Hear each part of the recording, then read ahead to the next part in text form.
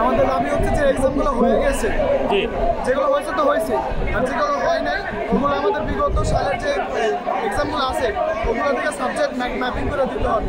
যেমন এসএসসি, এখন আমাদের পরীক্ষা দিতে সমস্যা হচ্ছে, আমাদের মানসিক কোনো প্রিপারেশন নাই। আর আমাদের যে পরীক্ষার যে ডিউরেশনটা এক্সাম শুরু থেকে শুরু করে এক্সাম শেষ রেজাল্ট দেওয়া পর্যন্ত 6 মাস হয়ে যেতেছে। তাছাড়া অনেকে আছে যে আমাদের ভাই বোনেরা বেডে শুয়ে আছে, তাদের কি হবে?